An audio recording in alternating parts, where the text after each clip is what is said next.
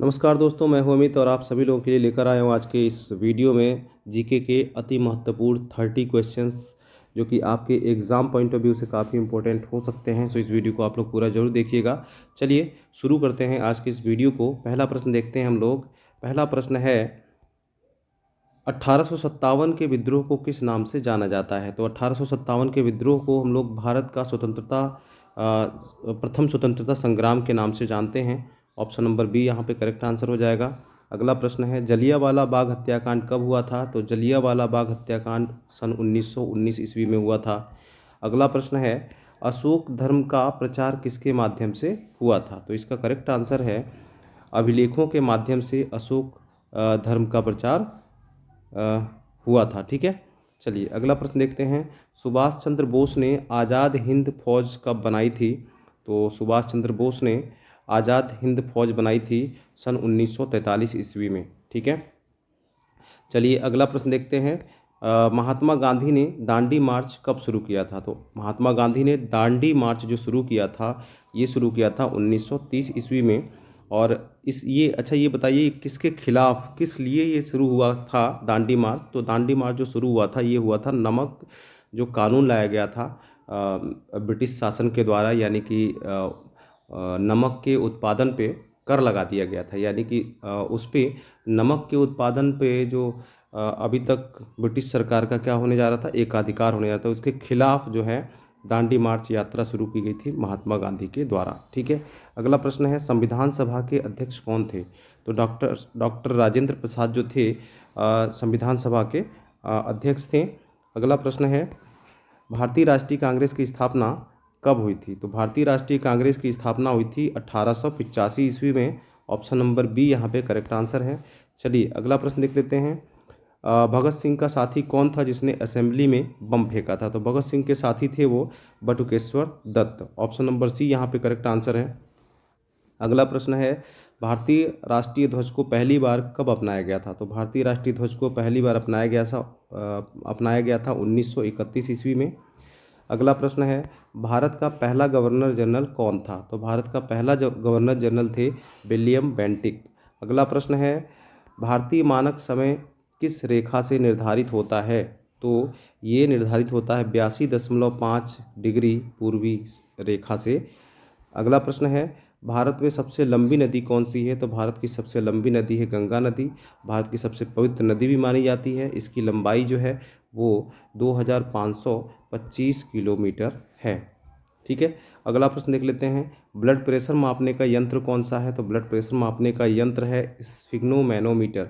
ठीक है, ये बीपी को मापता है और उसके अलावा ये बैरोमीटर है वायु दाब को मापता है। पायरोमीटर जो है उच्च तापमान को मापता है और थर्मामीटर जो है बॉडी के टेम्परेचर को या फिर निम्न तापमान जो होते हैं उनको मापा जाता है।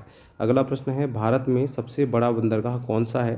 तो भारत का सबसे बड़ा बंदरगाह है मुंबई बंदरगाह। ठीक है, ऑप्शन नंबर ए यहाँ पे करेक्ट आंसर हो जाएगा। हरित ग्रह के नाम से कौन सा ग्रह जाना जाता है। राइट आंसर है शुक्र ग्रह को जाना जाता है। ठीक है, शुक्र ग्रह जो है हरित ग्रह के नाम से जाना जाता है। क्यों? क्योंकि यहाँ पर ये जो ग्रह है ये बिल्कुल ग्रीन कलर का दिखाई पड़ता है। क्यों? क्योंकि यहाँ पे मेथेन गैस की क्या है अधिकता है और जब यहाँ से सनलाइट गुजरती है तो ये बिल्कुल ग्रीन कलर का दिखने लग जाता है। ऑप्शन नंबर बी जो यहाँ पे करेक्ट आंसर था शुक्र ग्रह। पानी का शुद्धतम रूप कौन सा होता है। तो पानी का जो शुद्धतम रूप होता है वो होता है वर्षा का पानी। ठीक है, इन सब में सबसे शुद्ध जो है वर्षा का पानी ही होता है। अगला प्रश्न है ग्रीन हाउस प्रभाव का मुख्य कारण कौन सा है। तो ग्रीन हाउस प्रभाव जो है वो उत्पन्न करता है सबसे अधिक, वो करता है carbon dioxide gas. Option number C यहाँ पे करेक्ट आंसर था। काजीरंगा राष्ट्रीय उद्यान किस राज्य में स्थित है। तो काजीरंगा राष्ट्रीय उद्यान स्थित है असम में। अगला प्रश्न देख लेते हैं साइलेंट वैली कहाँ स्थित है। तो साइलेंट वैली स्थित है केरल राज्य में।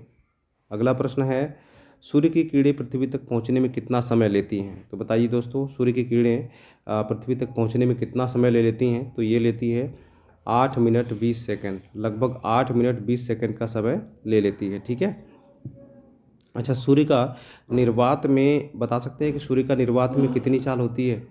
कितनी दूरी तय करती है? तो इसकी चाल होती है दोस्तों 3 लाख किलोमीटर प्रति सेकंड निर्वात के अंदर, ठीक है। यानी कि अगर पृथ्वी इस ब्रह्मांड में सबसे तेज़ गति है किसी की, तो वो है सूर्य के प्रकाश की, ठीक है, सूर्य के किरणों की गति। अगला प्रश्न देख लेते हैं, भारतीय संविधान में कुल कितने मूल अधिकार हैं? तो भारतीय संविधान में कुल 6 मूल अधिकारों का वर्णन किया गया है, ठीक है। पहले ज़्यादा थी, 7 थी, अब 1 घटा दिया गया है, ठीक है। तो 6 है यहाँ पे। अगर हम बात करें कि भारतीय संविधान में कुल कितने मूल कर्तव्य हैं, तो कितने हैं? तो मूल कर्तव्यों की संख्या 11 है, ठीक है। जो मूल कर्तव्य की हम बात करते हैं वो है 12। अगला प्रश्न है, भारत का सर्वोच्च न्यायालय कहाँ स्थित है? तो भारत का सर्वोच्च न्यायालय स्थित है दिल्ली में। ऑप्शन नंबर बी यहाँ पे करेक्ट आंसर है। अगला प्रश्न, न्याय, स्वतंत्रता, समानता और बंधुत्व का उल्लेख संविधान के किस भाग में है? तो न्याय, स्वतंत्रता, समानता और बंधुत्व का उल्लेख जो है वो संविधान के शुरुआत में यानी प्रस्तावना में ही इसका उल्लेख किया गया है, ठीक है।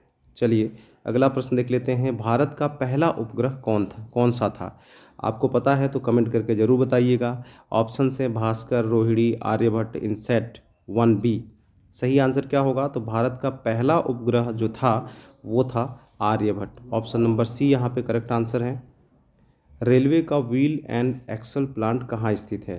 तो रेलवे का व्हील एंड एक्सल प्लांट जो है वो कहाँ पर स्थित है? ऑप्शन है बेंगलुरु, नई दिल्ली, रायबरेली, चेन्नई। सही आंसर है बेंगलुरु, ठीक है। बेंगलुरु में ही व्हील एंड एक्सल प्लांट स्थित है रेलवे का। अगला प्रश्न है, स्टील सिटी ऑफ इंडिया किसे कहा जाता है? तो स्टील सिटी ऑफ इंडिया किसे कहा जाता है? ऑप्शन है जमशेदपुर, भिलाई, राउरकेला, दुर्गापुर। सही उत्तर है जमशेदपुर, ठीक है। स्टील का प्रोडक्शन सबसे अधिक यहीं पे किया जाता है, स्टील, इसीलिए इसको स्टील सिटी ऑफ इंडिया कहा जाता है। अगला प्रश्न, भारत का सबसे ऊंचा जलप्रपात कौन सा है? ठीक है, तो भारत का सबसे ऊंचा जलप्रपात कौन सा है? सही उत्तर है Kunchikal falls. Option number B यहाँ पे करेक्ट आंसर है। कुंचिकल फॉल्स जो है भारत का सबसे ऊंचा जलप्रपात है। अगला प्रश्न देख लेते हैं, मेक इन इंडिया अभियान कब शुरू हुआ था? तो मेक इन इंडिया अभियान जो शुरू हुआ है वो हुआ है सन 2014 में, ठीक है। कब शुरू किया गया? 2014 में किया गया। इस अभियान का जो मुख्य उद्देश्य है वो क्या था?